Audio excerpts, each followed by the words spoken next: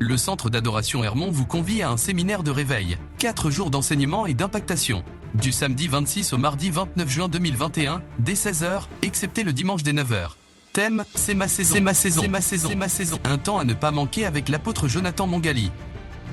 Dis avec moi, Père éternel, je suis prêt, je suis comme Moïse. Je regardais le feu, j'avais eu peur. Je ne savais pas que derrière le feu, il y avait la voix de l'éternel. Alors je vais au-delà du feu. Hôte, apôtre Alphonse Guiba. Qui que tu sois, je dis bien qui que tu sois, quelle que soit ta nationalité, ton rang social, ton ethnie, ta région, quelle que soit ta religion, quelle que soit ta croyance, si tu viens à Jésus, il t'accueille les bras ouverts. Son oreille est attentive à ton cri et à tes doléances. Un rendez-vous du donner et du recevoir avec le Saint-Esprit. Un seul lieu, centre d'adoration Hermon, à Midou B1, à l'entrée de la pharmacie. Information au 062 86 46 68. Venez nombreux et que Dieu vous bénisse. Programme dans le strict respect des mesures barrières. Madame, Monsieur, bonjour, bonsoir, en fonction de l'heure à laquelle vous nous recevez. C'est pour moi un plaisir et un honneur de vous avoir dans le cadre de votre émission Intervention surnaturelle. Intervention surnaturelle aujourd'hui qui sera un numéro assez spécial car il porte sur une grande actualité du côté de l'église du centre d'adoration Hermon, paroisse qui se trouve du côté de Mindou B1, c'est dans le 5e arrondissement de Libreville. Nous serons donc ensemble pour quelques minutes et nous sommes là pour en parler. Mais avant cela, nous allons prier. Seigneur notre Père et notre Dieu, nous te bénissons pour ta fidélité. Nous te bénissons, Seigneur, pour ta présence et pour ton esprit. Seigneur, assiste-nous et guide-nous tout au long de cette émission et permets que nous puissions donner le meilleur. Que la gloire, la louange et la reconnaissance de nos cœurs ne reviennent qu'à toi seul. Au nom de Jésus, nous avons prié. Amen. Dans le cas donc de ce numéro, nous voulons parler, n'est-ce pas, de la saison de la grâce. La saison de la grâce, telle que présentée dans la période vétéro-néo-testamentaire, est une saison au cours de laquelle tout nous vient facilement. On n'a pas fait des efforts, on n'a pas mérité, on ne s'est pas beaucoup agité, mais l'on constate que nous moissonnons même là où nous n'avons pas semé, nous moissonnons beaucoup là où nous n'avons pas beaucoup semé, et nous expérimentons la faveur des opportunités. C'est ainsi que lorsque nous voyons l'histoire de Joseph, nous nous rendons compte que cet enfant a bénéficié de la grâce, car dès sa naissance, il va être bénéficiaire d'un amour et d'une affection particulière de la part de son père Jacob. Et cet amour était tel que Joseph a été, n'est-ce pas, bénéficiaire d'une tunique à plusieurs couleurs. D'ailleurs, la Bible précise que si Jacob l'aimait d'une manière particulière, c'est parce qu'il l'avait eu dans sa jeunesse. Et tout au long, n'est-ce pas, de sa croissance, Joseph va expérimenter des choses. Parmi les choses qui ont manifesté la grâce dans la vie de Joseph, nous voyons que Joseph a reçu des songes, a reçu des rêves qui, pour son âge, étaient étonnants. Par exemple, on va se rendre compte que Joseph a rêvé du fait qu'ils étaient quelque part alliés des gerbes dans les champs et les gerbes de ses frères se sont prosternés devant sa gerbe à lui. Et quand il a raconté ses songes, la Bible dit que ses frères l'ont haï. Et le père, par contre, a gardé le souvenir, n'est-ce pas, de ce que ça voulait dire. Il savait au fond de lui qu'en fait, c'était une destinée de leader, une destinée de royauté qui était attachée à Joseph. Quelque temps après, ce même Joseph va encore voir en rêve, en songe, quelque chose d'autre. On nous dit qu'il a vu les étoiles, le soleil et la lune se prosterner devant lui. Alors là, c'était un peu trop.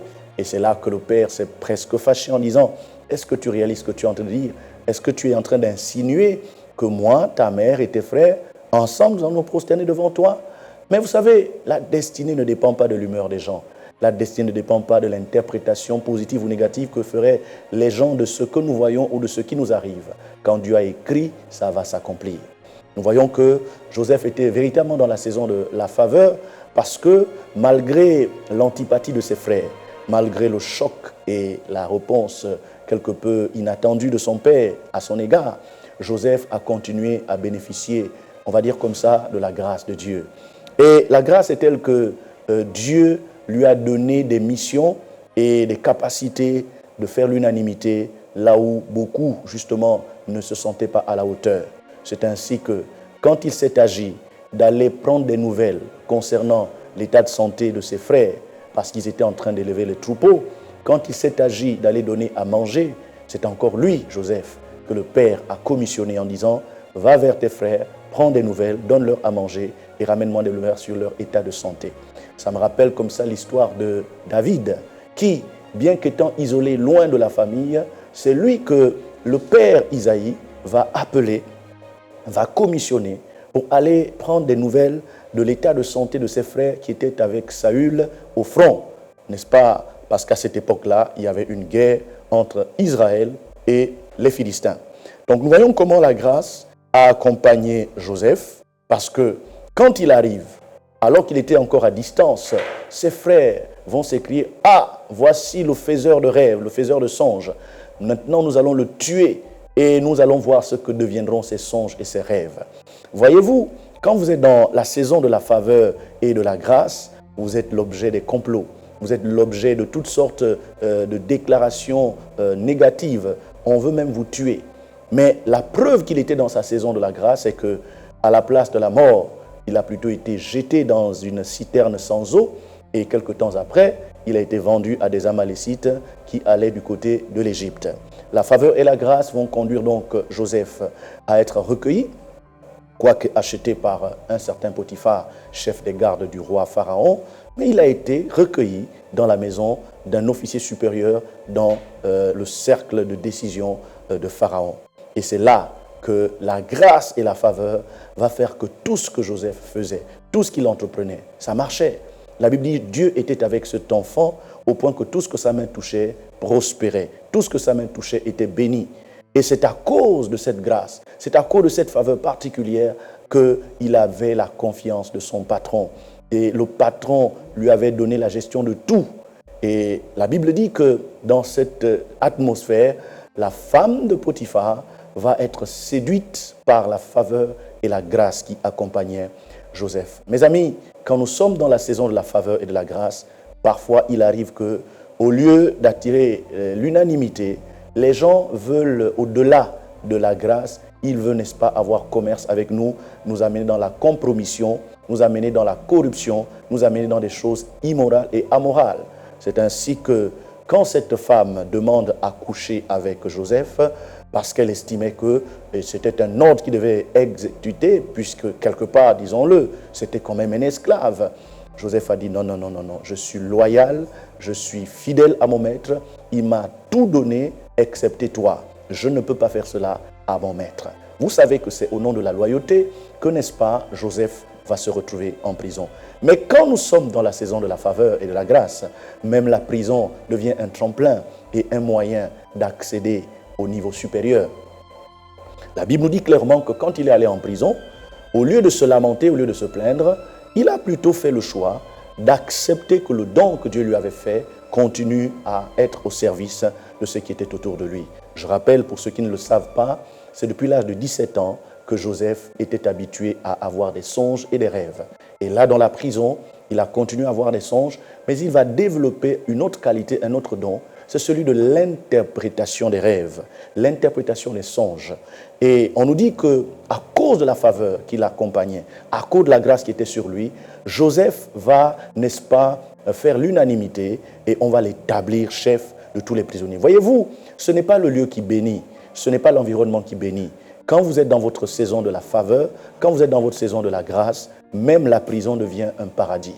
La Bible dit qu'il était le chef des prisonniers et tous les prisonniers venaient se confier à lui, venaient lui soumettre leurs problèmes, leurs difficultés. C'est ainsi que, dans le cadre de l'exercice de ses fonctions et de l'exercice de son ministère, de son appel, de son don, des prisonniers venaient tous les matins, pour ceux qui avaient des rêves, les lui exposer et il avait le devoir de les interpréter.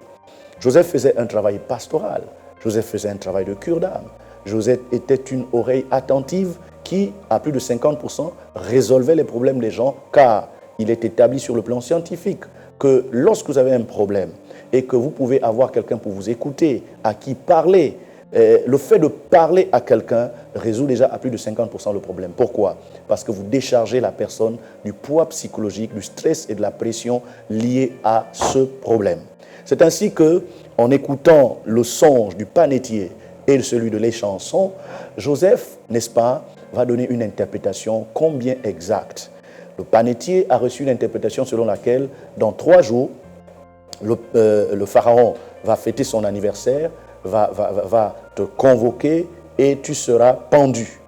Et par contre, l'échanson, dans 3 jours, le pharaon va faire son anniversaire, tu seras appelé, mais toi tu seras rétabli dans ta charge. Rappelons que tous deux, que ce soit le panetier ou l'échanson, pour une faute que nous ne connaissons pas, avaient été jetés en prison et n'avaient personne pour plaider leur cause.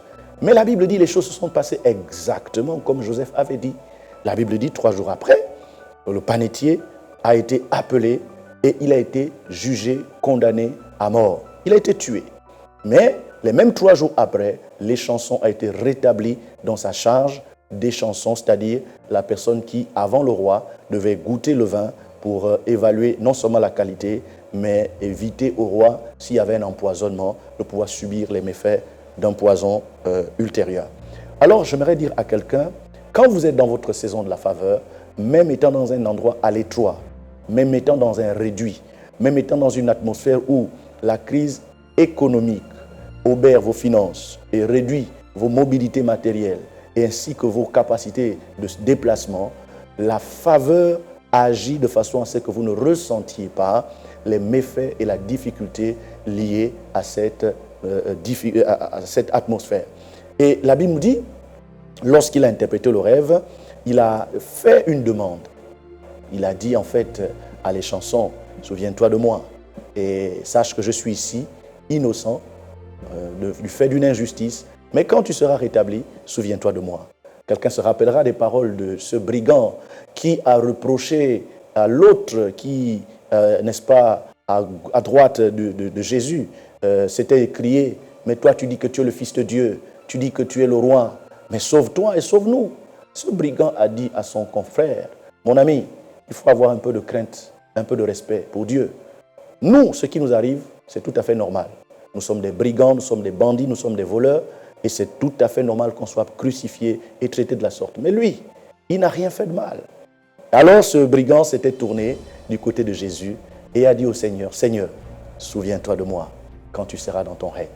Et c'est là que la célèbre phrase est sortie. Jésus lui a dit, aujourd'hui même, tu seras avec moi dans le paradis.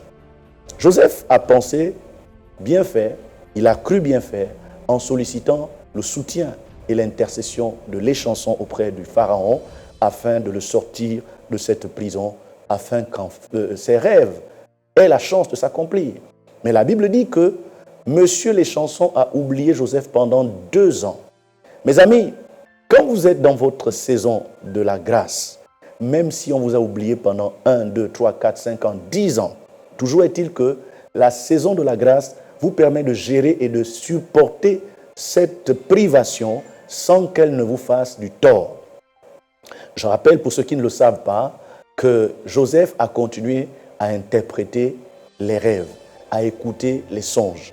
Il a continué à être ce pasteur, cette personne qui faisait des cures d'âme, qui prenait soin, qui vivait pour les autres. Il n'a pas regardé à la montre ni au calendrier. Comme d'aucuns qui se disent que « mais si Dieu est avec moi, pourquoi la bénédiction tarde? Pourquoi j'ai du mal à me marier? Pourquoi j'ai du mal à trouver ce travail? Pourquoi les marchés me filent entre les doigts? À peine j'ai déposé le dossier qu'on préfère quelqu'un qui a déposé après moi. » Mes amis, ce sont des choses qui arrivent. Mais la grâce, c'est quoi? La grâce, c'est que quand vous êtes dans votre saison de la grâce, vous pouvez traverser victorieusement les moments difficiles. Souvenez-vous de Jacob. Il a travaillé 7 ans dans l'espoir d'avoir Rachel. Et puis, quand les 7 ans se sont achevés, on lui a plutôt donné Léa. Et il a été meurtri, il a été blessé. Il aurait pu se décourager, il aurait pu baisser les bras. Mais Laban lui a dit, écoute, je me rends compte que toi, tu tiens tellement à Rachel, on va faire quelque chose. Considère que Léa, c'est déjà ta femme et que les 7 ans correspondent à la dot de Léa. Alors, si tu veux avoir Rachel, tu vas encore travailler 7 ans supplémentaires. La Bible déclare que c'est dans cette atmosphère que Jacob a travaillé encore 7 ans supplémentaires pour pouvoir obtenir Rachel. Mais on donne une clé dans cette histoire. On dit que Jacob aimait tellement Rachel qu'il n'a pas vu le temps passer. 7 ans à ses jours ressemblaient à 7 semaines. Mes amis, quand vous êtes dans la saison de la grâce, vous ne voyez pas le temps passer. Vous ne voyez pas la difficulté. Vous ne voyez pas la transpiration. Mais au contraire, vos yeux sont focalisés sur l'objectif, sur l'essentiel, sur le plus important. La bénédiction et la bonne nouvelle dans cette histoire, c'est que finalement, au bout de 2 ans, lorsque le pharaon, le roi de l'Égypte, a eu un songe et qu'après avoir convoqué ses sages et ses magiciens, ces derniers n'ont pas pu trouver l'interprétation de ce songe concernant les vaches grasses et maigres, les épis pleins et secs, alors notre ami les chansons va faire son mea culpa. Il va se souvenir que dans la prison, ils étaient à 2 qui ont reçu l'interprétation le même jour concernant leur rêve et les choses se sont passées exactement comme ce jeune Joseph avait interprété. Alors il allait dire au pharaon, je voudrais aujourd'hui me racheter. Je voudrais effacer le souvenir de mon iniquité. Quand nous étions en prison au roi, après que tu te sois mis en colère contre tes serviteurs, nous avons rencontré un jeune hébreu et nous tous 2, nous avons eu des songes et le matin, il nous les a interprétés et les choses sont passées exactement comme il l'a dit. Alors, si on l'appelle, je suis convaincu qu'il aura la solution. Il pourra interpréter votre rêve au roi. La Bible dit que le pharaon a ordonné qu'on appelle Joseph. Joseph est sorti en hâte, il s'est rasé, il a changé de vêtements et il s'est présenté devant le pharaon. Permettez-moi de dire que quand c'est votre saison de la faveur, Dieu permet que vous puissiez vous rater. Vous êtes comme Pierre qui, étant en prison, dans l'obscurité et les ténèbres, l'ange apparaît avec une lumière resplendissante et il vous touche le côté et vous avez la capacité de vous relever, de prendre juste votre manteau et vos sandales et de suivre l'ange en hâte, car quand c'est la saison de la grâce, c'est aussi la saison de la délivrance. La saison de la grâce déclenche la délivrance. La saison de la grâce accélère le mariage, accélère la mise en forme de votre activité commerciale, accélère la mise en mouvement de votre entreprise. En fait, quand c'est la saison de la grâce, les choses vont beaucoup plus vite que les efforts que vous avez faits dans le passé. La Bible dit qu'il s'est rasé. Et j'aimerais dire à quelqu'un, c'est la saison de la grâce. Cette émission annonce et vous introduit dans une saison, la saison de la grâce. Alors, la responsabilité de se raser n'incombait ni à Pharaon, ni à les chansons. C'était de la responsabilité de Joseph. Dieu veut que quelqu'un se rase.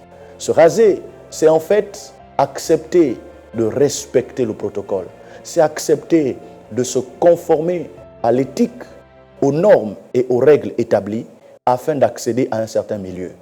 Vous savez que quand quelqu'un ne se rase pas correctement, il est presque dans une attitude de défiance à l'ordre établi.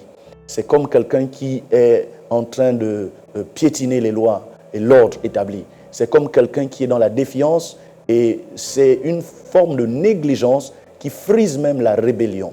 C'est ainsi qu'il n'est pas rare de voir que les révolutionnaires et autres terroristes aiment garder une grande et longue barbe indisciplinée pour démontrer le fait qu'ils sont en train de se révolter contre un certain ordre établi. Mais j'aimerais dire à quelqu'un, c'est à vous de prendre vos responsabilités et d'accepter de perdre quelque chose. En général, vous avez besoin de perdre quelque chose pour accéder au lieu et au milieu qui vous permettra, n'est-ce pas, de vivre l'accomplissement du rêve. Parce que quoi qu'on dise, vous avez un rêve. Quoi qu'on dise, vous avez un objectif. Vous pensez à quelque chose. Depuis votre tendre enfance, vous avez toujours dit, quand je serai grand, je ferai ceci. Quand je serai grand, je ferai cela. Quand je serai grand, je serai pilote, je serai ingénieur. À cette époque, vous n'imaginiez pas ce que ça incombe, ce que ça nécessite comme travail, comme niveau intellectuel, comme effort, ce que ça nécessite comme finance pour pouvoir être un pilote. Vous n'avez pas pensé à ce que ça coûte.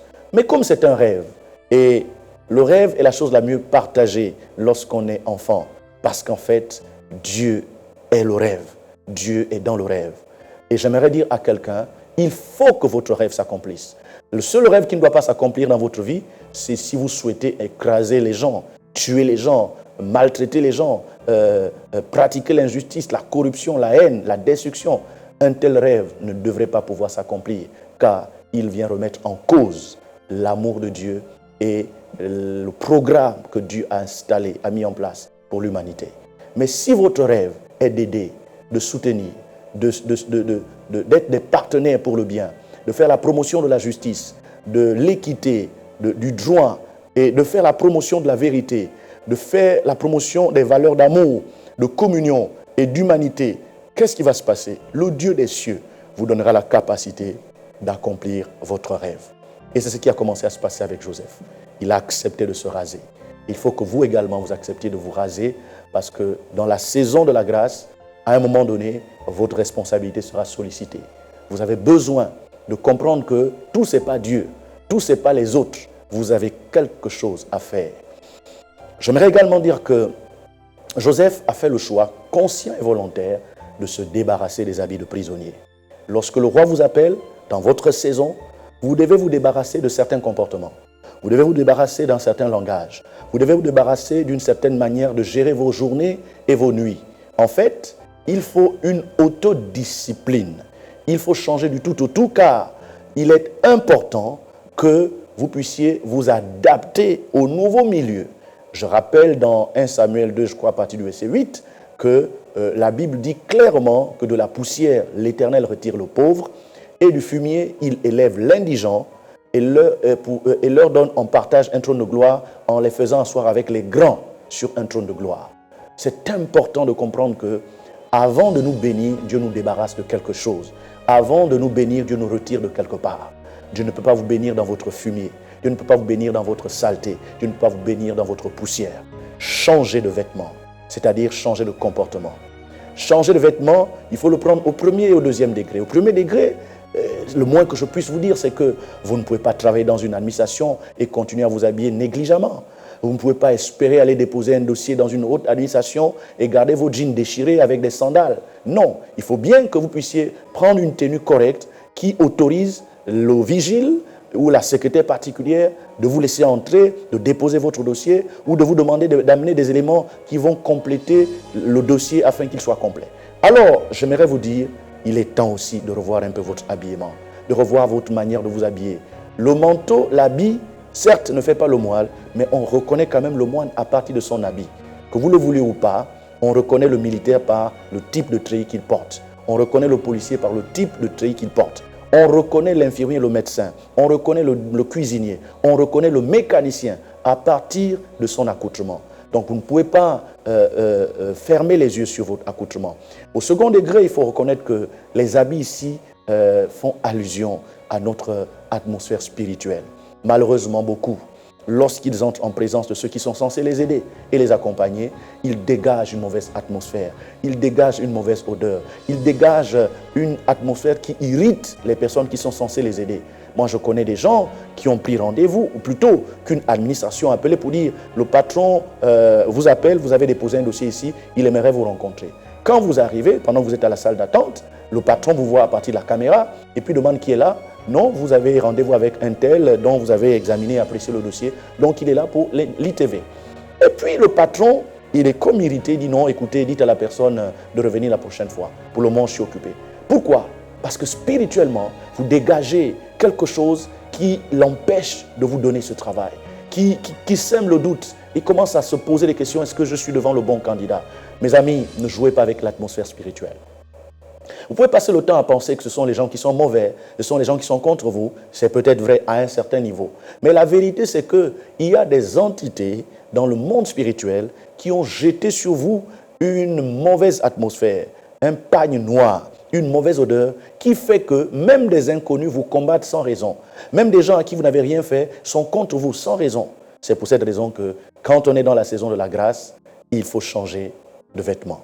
J'aimerais terminer en rappelant que M. Joseph a quand même passé plusieurs années en prison, mais curieusement, au moment où il doit s'asseoir sur le trône qui permet de manière pratique de concrétiser le rêve, que ce soit celui des épis ou des étoiles, mais c'est là qu'on lui demande encore de faire un effort d'interpréter un certain rêve. Mesdames et messieurs, il est vrai que vous avez rêvé et c'est Dieu qui vous a parlé.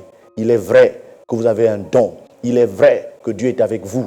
Mais il est aussi vrai que quand il faudra concrétiser le fait que c'est vous qu'on doit choisir, on vous demandera toujours un effort. On demande à Joseph d'interpréter un rêve que les magiciens, les sages de tout un royaume comme le royaume de l'Égypte n'ont pas pu trouver. Alors vous imaginez, on donne cette responsabilité à un jeune homme, certes qui avait maintenant 30 ans, parce que quand il a commencé à voir ses rêves, il n'en avait que 17. Et là, à 30 ans, on lui demande de résoudre des questions que des gens de 50, 70 ans n'ont pas pu résoudre. Mais gloire soit rendue à Dieu, parce que quand vous êtes dans votre saison de la grâce, aucune énigme n'est trop difficile à résoudre. Aucune parabole n'est trop difficile, non trop mystérieuse à décoder. La Bible dit, quand le Pharaon lui a dit, on m'a dit que tu as la capacité d'interpréter les rêves, il a dit non, Pharaon, j'aimerais corriger quelque chose. Ce n'est pas moi. Mais il y a un Dieu dans les cieux qui interprète les rêves. Que le Pharaon dise son rêve et Dieu nous donnera l'interprétation. Voyez-vous, l'humilité nous amène à considérer que parce que nous sommes dans la saison de la grâce, ce Dieu-là qui nous a donné cette grâce nous permettra justement, dans sa grâce, d'accéder à la demande de ceux qui posent cela comme condition avant de nous installer, qui à notre bureau, à notre poste, de nous donner une nomination ou tout simplement d'inscrire notre nom pour faire partie d'une certaine élite ou bien d'une certaine académie. Permettez-moi de vous dire que ce Dieu-là est prêt à vous exaucer. Et parce que nous sommes dans la saison qui nous prépare à la royauté, je vous invite solennellement à prendre toutes vos dispositions et à venir participer avec nous à cette semaine exceptionnelle. Nous avons déjà ce lundi, ce mardi et ce mercredi un jeûne de préparation de 6h à 18h et nous nous retrouvons à l'église de 16h à 17h30 pour un temps de prière parce que comme on l'a vu pour Joseph, même si Pharaon veut t'utiliser, il faut d'abord qu'il y ait une certaine préparation. Ce jeûne a pour vocation de vous préparer à entrer victorieusement dans votre saison de la grâce. Parce que la royauté ne se décrète pas, il faut se préparer. David, certes, avait été un roi, mais il a encore passé 7 ans en brousse avant de s'installer. Pourquoi? Parce qu'il fallait qu'il apprenne les codes, les règles et les lois de l'aristocratie. En fait, le protocole ne faisait pas partie du quotidien de David. Il fallait qu'il apprenne certaines choses avant de s'installer. J'aimerais dire à quelqu'un, les anges sont prêts à t'éduquer, à te former. Le Saint-Esprit est prêt à te conduire dans toute la vérité. Mais il faut participer à ce temps de jeûne. Il faut participer à ces temps de prière. Alors tout ceci va nous amener à ce samedi 26 juin, à partir de 16h00, nous lançons officiellement notre séminaire et ce séminaire va, n'est-ce pas, nous introduire dans ce que j'appelle l'université de la parole. Car au commencement, Dieu créa les cieux et la terre était informe et vide et l'Esprit de Dieu se mouvait au-dessus des eaux et Dieu n'a fait que parler. Dieu dit que la lumière soit et la lumière fut. Ce que vous appelez problème, en fait, c'est une situation qui a juste besoin de la parole. Et par l'université de la parole, vous allez pouvoir amener, n'est-ce pas, l'éclaircie, la victoire. La Bible ne dit-elle pas dans Jean 8,32, vous connaîtrez la vérité et la vérité vous affranchira. Je vous exhorte à participer à ce séminaire de réveil. Nous aurons pour orateur principal l'apôtre Jonathan qui vraiment a un dépôt particulier, un message particulier que vous aurez plaisir à recevoir et à apprécier. Je vous invite à prendre ces moments dans un esprit de prière, car ce n'est pas l'ambiance, ce n'est pas la fête. La compréhension de la parole déclenche la vraie délivrance. On peut prier pour vous tous les jours, on peut vous verser de l'huile tous les jours, mais si vous ne recevez pas la parole de vie, il sera difficile que vous puissiez réellement être délivré. Or, la Bible dit, vous connaîtrez la vérité et la vérité vous affranchira et vous serez réellement libre. Si donc le Fils vous affranchit, vous serez réellement libre. Ne tombez pas dans l'illusion de la délivrance. Accédez à la vraie délivrance, à la réelle délivrance par l'université de la parole. Et ça commence ce samedi 26 à partir de 16h. Nous allons continuer le dimanche à 9h et nous continuerons le lundi à 16h et nous terminerons le mardi à 16h. Voici donc la particularité de ce numéro d'aujourd'hui, Intervention surnaturelle.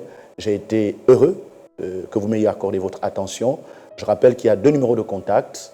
Il y a le 062 426 46 68. Vous nous adressez vos requêtes, vous pouvez nous appeler en mode normal ou nous envoyer des WhatsApp au plus 241 62 426 46 68.